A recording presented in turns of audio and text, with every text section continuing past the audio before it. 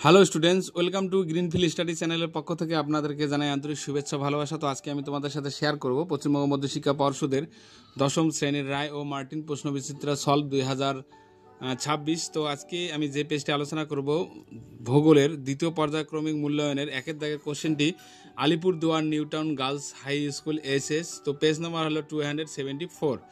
তো প্রথমে আমরা বিভাগ ক আলোচনা করব। তো তার আগে বলি, যারা চ্যানেলটিতে নতুন আছে অবশ্যই চ্যানেলটিকে সাবস্ক্রাইব করবে এবং বন্ধুদের মধ্যে শেয়ার করবে। আর যারা আগের বা পরের ভিডিওগুলি দেখতে চাও তো অবশ্যই ভিডিওটি ডেসক্রিপশন বক্সে একটা প্লে লিস্টের লিঙ্ক দেওয়া আছে, তো তোমরা সেখানে গিয়ে আগের বা পরের ভিডিওগুলি দেখে আসতে পারো।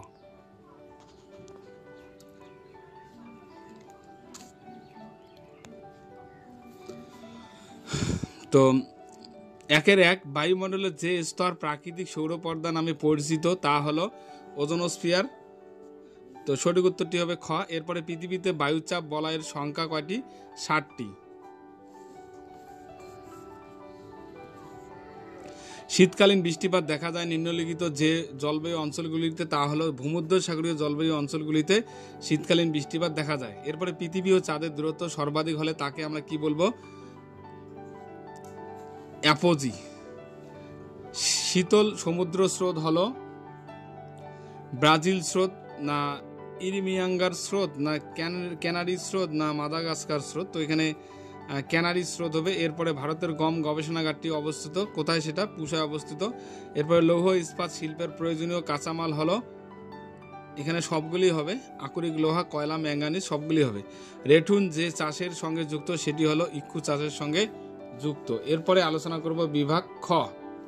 তো বিভাগ খ, নির্দেশ অনুসারে নিম্নলিখিত প্রশ্নগুলোর উত্তর দাও। তো নিম্নলিখিত বাক্যগুলি শুদ্ধ হলে পাশে সু লিখতে হবে, অশুদ্ধ হলে অ লিখতে হবে। তো ঋতু পরিবর্তনের সঙ্গে সঙ্গে জেট বায়ুর অবস্থান গতিবেগের পরিবর্তন ঘটে না, এটা অশুদ্ধ হবে। বর্তমানে ভারতের দীর্ঘতম জাতীয় সড়ক হলো NH7, এটা অশুদ্ধ, এটা অবশ্যই ভুল হবে। এরপরে ধানকে তৃষ্ণার্ত ফসল বলা হয়, এটা অবশ্যই শুদ্ধ। উপযুক্ত শব্দ বসিয়ে শূন্যস্থান পূরণ করো। চিনুক শব্দটির অর্থ হলো তুষার ভক্ষক। এরপরে সূর্য, চাঁদ, পৃথিবী যখন একই সরলরেখায় থাকে তখন তাকে গ্রহণ বলে। এরপরে আলোচনা করব আমরা 2-এর 3 নম্বর কোশ্চেনটি।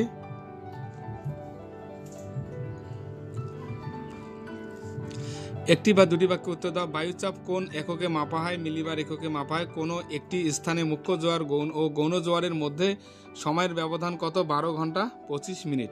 কোন শহরকে দক্ষিণ ভারতের ম্যানচেস্টার বলা হয়? কোয়েম্বাটুর শহরকে দক্ষিণ ভারতের ম্যানচেস্টার বলা হয়। এরপরে আমরা আলোচনা করব বিভাগ গ, ঘ, উম, এগুলি আমরা PDF আকারে এখন আলোচনা করব। এরপরে আলোচনা করব বিভাগ গ। 3-এর 1, বৈপরীত্য উত্তাপ কাকে বলে? ভূমির ও জলের উষ্ণতা ধারণ ক্ষমতা ভিন্ন হওয়ার কারণে একই সময়ে তাদের উত্তাপের তারতম্য ঘটে, এই পার্থক্যকে বৈপরীত্য উত্তাপ বলে। এর অথবা সমবর্ষণ রেখা কাকে বলে? যে কাল্পনিক রেখাগুলি সমান পরিমাণ বৃষ্টিপাতযুক্ত স্থল অঞ্চলসমূহকে যুক্ত করে তাকে সমবর্ষণ রেখা বলে। শৈবাল সাগর কি? উত্তর আটলান্টিক মহাসাগরের সংঘর্ষ সাগর অঞ্চলে বিপুল পরিমাণ শৈবাল ভেসে থাকে, এই অঞ্চলকে শৈবাল সাগর বলে। অথবা সমুদ্র তরঙ্গ কাকে বলে? বায়ুর অভিকর্ষ প্রভাবে সমুদ্র জলের উপরে যে ওঠানামা ঘটে তাকে সমুদ্র তরঙ্গ বলে। এরপরে 3-এর 3, সোনালী চতুর্ভুজ বলতে কি বোঝো? ভারতের দিল্লি, মুম্বাই, চেন্নাই ও কলকাতাকে যুক্ত করে যে 4 ধাপে নির্মিত জাতীয় সড়ক চতুর্ভুজ তৈরি হয়েছে তাকে সোনালী চতুর্ভুজ বলা হয় বা সোনালী চতুর্ভুজ প্রকল্প বলে। এরপরে অথবা ভারতীয় কৃষির 2টি সমস্যা লেখো। একটা হলো সেচের অপূর্ণতা, একটা হলো আধুনিক যন্ত্রপাতির অভাব। জনঘনত্ব কাকে বলে? প্রতি বর্গ কিলোমিটার ভূখণ্ডে বসবাসকারী জনসংখ্যার সংখ্যাকে জনঘনত্ব বলে। অথবা রেল পরিবহনের 2টি সুবিধা লেখো। তুলনামূলকভাবে সস্তা এবং দূরত্বে উপযুক্ত, ভারী ও অধিক পণ্য পরিবহনে কার্যকর। এরপরে আলোচনা করব আমরা বিভাগ ঘ, স্থলবায়ু সমুদ্রবায়ু 3টি পার্থক্য লেখো। তো স্থলবায়ু এবং সমুদ্রবায়ু হলো উপকূলবর্তী অঞ্চলে দেখা যায় এমন 2টি ভিন্ন প্রকারের বায়ুপ্রবাহ, এগুলি দিনের ও রাতের সময় ভিন্ন ভিন্নভাবে ঘটে এবং এদের উৎপত্তির কারণও আলাদা আলাদা। এরপরে ফলাফল, এই প্রাকৃতিক ঘটনাগুলি উপকূলবর্তী অঞ্চলে তাপমাত্রা নিয়ন্ত্রণে গুরুত্বপূর্ণ ভূমিকা পালন করে এবং আবহাওয়ার পরিবর্তনের সাথে এরা জড়িত। অথবা কোশ্চেন আলোচনা করতে পারি, ট্রোপোস্ফিয়ারের উচ্চতা বৃদ্ধির সঙ্গে সঙ্গে উষ্ণতা হ্রাস পায় কেন?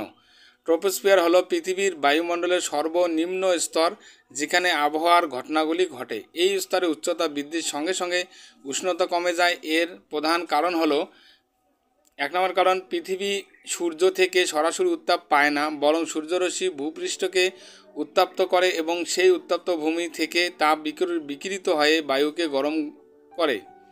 2 নম্বর, উপরিভাগে বায়ুর ঘনত্ব কম থাকায় তা কম পরিমাণে তাপ শোষণ করতে পারে। 3 নম্বর, তাই যতই উপরে দিকে উঠি ততই উত্তাপের উৎস থেকে দূরে চলে যাই, ফলে উষ্ণতা হ্রাস পায়। এই প্রক্রিয়াকে নর্মাল লেপস রেট বলা হয়, যেখানে প্রতি 1000 মিটার উচ্চতা বৃদ্ধিতে তাপমাত্রা প্রায় 6.5 ডিগ্রি কমে। এরপরে 4.2, মানব জীবনের উপর জোয়ার ভাটার প্রভাবগুলি লেখো। জোয়ার ভাটা হলো সমুদ্র জলের নিয়মিত ওঠানামা, যা মূলত চাঁদ ও সূর্যের অভিকর্ষ শক্তির কারণে ঘটে। এটি উপকূলবর্তী অঞ্চলগুলিতে মানব জীবনে নানাভাবে প্রভাব ফেলে। তো 1 নম্বর হলো নৌ পরিবহনে সহায়তা। জোয়ারের সময় জলস্তর বেড়ে যাওয়ায় বড় জাহাজ ও নৌকা সহজেই বন্দরে আসতে ও যেতে পারে। এটি বাণিজ্যিক নৌ পরিবহনে সহায়তা করে। 2 নম্বর, মৎস্য আহরণে সুবিধা। জোয়ারের সময় মাছ উপকূলবর্তী অঞ্চলে আসে। এই সময় মাছ ধরা সহজ হয়, ফলে উপকূলবর্তী মানুষদের জীবিকা নির্বাহে সহায়ক হয়। 3 নম্বর, জলবিদ্যুৎ উৎপাদনে উপযোগী। আধুনিক প্রযুক্তির সাহায্যে জোয়ার ও ভাটার শক্তিকে কাজে লাগিয়ে জলবিদ্যুৎ উৎপাদন করা সম্ভব হয়। 3 নম্বর, নদীর মোহনায় পলি জমা কমে আর কি। জোয়ার ও ভাটার গতিশীলতার কারণে নদীর মোহনায় জমে থাকা পলি সরিয়ে নেয়, ফলে জল প্রবাহ বজায় থাকে। এইসব কারণে জোয়ার ভাটা মানব জীবনে একটি গুরুত্বপূর্ণ প্রাকৃতিক উপাদান হিসেবে বিবেচিত হয়। অথবা কোশ্চেন আলোচনা করতে পারি, মগ্নচড়াগুলি মৎস্য আরোহণে উপযুক্ত কেন? তো মগ্নচড়া হলো সাগর বা সমুদ্রের এমন একটি স্থলভাগ যা জলস্তরের নিচে নিমজ্জিত থাকে এবং যেখানে সামান্য গভীরতায় জল থাকে। এই অঞ্চলগুলি মৎস্য আরোহণের পক্ষে উপযুক্ত নিম্নলিখিত কারণে।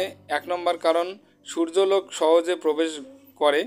অগভীর জল হওয়ায় সূর্যের আলো সহজেই নিচে পৌঁছতে পারে, ফলে শৈবাল, প্লাঙ্কটন ও অন্যান্য ক্ষুদ্র জলজ উদ্ভিদ জন্মাতে পারে, যা মাছের প্রধান খাদ্য। 2 নম্বর, মাছের আবাসস্থল। এই অঞ্চলে প্রচুর খাদ্য উপলব্ধ হয়। বিভিন্ন প্রজাতির মাছ ও জলজ প্রাণী এখানে বসবাস করে। 3 নম্বর, জাল ফেলার সুবিধা। অগভীর জল হওয়ায় সহজেই জাল ফেলা যায় এবং মাছ ধরাও সম্ভব হয়। এই কারণে মৎস্যজীবীদের জন্য এই অঞ্চলগুলো অত্যন্ত লাভজনক হয় এবং উপকূলবর্তী অঞ্চলের অর্থনীতিতে তা গুরুত্বপূর্ণ ভূমিকা রাখে। এরপরে আলোচনা করব আমরা বিভাগ উমো 5-1 অথবা কোশ্চেন, তুন্দ্রা জলবায়ু অঞ্চলের অবস্থান ও বৈশিষ্ট্য আলোচনা করো। তুন্দ্রা জলবায়ু পৃথিবীর উত্তর গোলার্ধের মেরু অঞ্চলে বিস্তৃত। এই অঞ্চলটি প্রধানত উত্তর কানাডা, আলাস্কা, গ্রিনল্যান্ডের উপকূল অঞ্চল, ইউরোপের উত্তরাংশ যেটা সাইবেরিয়া আর কি, এবং সুমেরু বৃত্তের আশেপাশে অবস্থিত। বৈশিষ্ট্য, চরম শীতলতা। তো তুন্দ্রা অঞ্চলে বছরের বেশিরভাগ সময় বরফে ঢেকে থাকে। শীতকালে তাপমাত্রা -30 ডিগ্রি পর্যন্ত নেমে যায়। সংক্ষিপ্ত গ্রীষ্মকাল। তো গ্রীষ্মকাল খুব ছোট, প্রায় 2 থেকে 3 মাস, কিন্তু তখনও তাপমাত্রা খুব বেশি বাড়ে না। এই সময় কিছু খামারযোগ্য গুল্ম, শৈবাল ও লাইকেন জাতীয় উদ্ভিদ জন্মায়। তো বরফের আবরণ। ভূভাগের বেশিরভাগ অংশ সারা বছর বরফে আবৃত থাকে, যার ফলে কৃষিকাজ সম্ভব হয় না। 4 নম্বর, নিরালোক ও নিরান্ধকার অবস্থা। তো বছরে 6 মাস দিন এবং 6 মাস রাতের মতো অবস্থাও এই অঞ্চলে দেখা যায়। জনবসতির অভাব। চরম জলবায়ুর কারণে এখানে খুব কম মানুষ বাস করে এবং যারা থাকে তারা মূলত শিকারী ও পশুপালক, যেমন ইনুইটি জাতি। এরপরে 5.2, ভারতের জনসংখ্যার অসম বন্টনের 5টি কারণ আলোচনা করো। ভারতের জনসংখ্যা বন্টনের সর্বত্র সমান নয়, কোথাও ঘনবসতিপূর্ণ, কোথাও জনবিরল। এই অসম বন্টনের প্রধান কারণগুলো হলো ভূপ্রাকৃতি। 1 নম্বর কারণ, সমতল ভূমিতে যেমন গঙ্গা ব্রহ্মপুত্র উপত্যকা ও উপকূলীয় অঞ্চলে জনসংখ্যা ঘন, তেমনি পার্বত্য ও মরুভূমি অঞ্চলে জনসংখ্যা কম, যেমন হিমালয় অঞ্চল, থর মরুভূমি। 2 নম্বর হলো জলবায়ু, মৃদু ও অনুকূল জলবায়ুর অঞ্চল যেমন পশ্চিমবঙ্গ, কেরল। বসতি বেশি চরম জলবায়ু অঞ্চলে যেমন রাজস্থান, লাদাখ কম। মাটির উর্বরতা, গাঙ্গেয় সমভূমির উর্বর দোআঁশ মাটি কৃষিকাজের পক্ষে অনুকূল, ফলে জনবসতি ঘন। অপরদিকে পাহাড়ি ও পাথুরে মাটিতে জনসংখ্যা কম। 4 নম্বর পয়েন্ট, শিল্প ও কর্মসংস্থান। শিল্প প্রধান অঞ্চলে যেমন মুম্বাই, দিল্লি, চেন্নাই, কলকাতার কর্মসংস্থানের সুযোগ বেশি থাকায় মানুষ বেশি সংখ্যায় বসতি গড়েছে। 5 নম্বর, পরিবহন ও নগরায়ন। যেসব অঞ্চলে রেল, সড়ক ও নদীপথ ভালোভাবে গড়ে উঠেছে সেখানে জনসংখ্যা ঘন। অপরদিকে দুর্গম বা বন অঞ্চলে জনবসতি কম। অথবা ভারতের চা চাষের অনুকূল প্রাকৃতিক পরিবেশ বর্ণনা করো। ভারত বিশ্বে অন্যতম বৃহৎ চা উৎপাদক দেশ। চা চাষের জন্য কিছু বিশেষ প্রাকৃতিক পরিবেশ প্রয়োজন যা ভারতের নির্দিষ্ট অঞ্চলে পাওয়া যায়। 1 নম্বর, জলবায়ু। চা গাছ উষ্ণ ও আর্দ্র জলবায়ু পছন্দ করে। বার্ষিক 20 থেকে 30% তাপমাত্রা এবং প্রায় 150 থেকে 300 সেন্টিমিটার পর্যন্ত বৃষ্টিপাত উপযুক্ত। উচ্চতা, সমুদ্রপৃষ্ঠ থেকে 600 থেকে 2000 মিটার উচ্চতার ঢালু ভূমিতে চা গাছ ভালোভাবে জন্মায়, যেমন আসাম, দার্জিলিং, নীলগিরি। এরপরে মাটি, তো অম্লীয় জল নিষ্কাশন ক্ষমতা সম্পন্ন দোআঁশ বা বেলে দোআঁশ মাটি চা চাষের জন্য উপযুক্ত। ছায়া ও রোদ। ছায়াযুক্ত রোদে আলোয় চা গাছ ভালো বৃদ্ধি পায়, তাই মাঝে মাঝে ছায়া দানকারী গাছ লাগানো হয়। এরপরে 5 দাগের পরিবহন ও শ্রম। চা বাগান এলাকায় সহজ পরিবহন ব্যবস্থা, সস্তা শ্রমশক্তি পাওয়া গেলে উৎপাদন ব্যয় কম হয়। উপসংহারে বলা যায়, ভারতের আসাম, পশ্চিমবঙ্গের দার্জিলিং, কেরল, কর্ণাটক ও তামিলনাড়ু রাজ্যে এই উপযুক্ত পরিবেশ থাকার কারণে চা চাষ খুব ভালোভাবে গড়ে উঠেছে। তো বন্ধুরা, তাহলে আজকে এই পর্যন্ত। সবাই ভালো থাকবে, নেক্সট ক্লাসে দেখা হবে। Happy news day. Thank you for watching my video.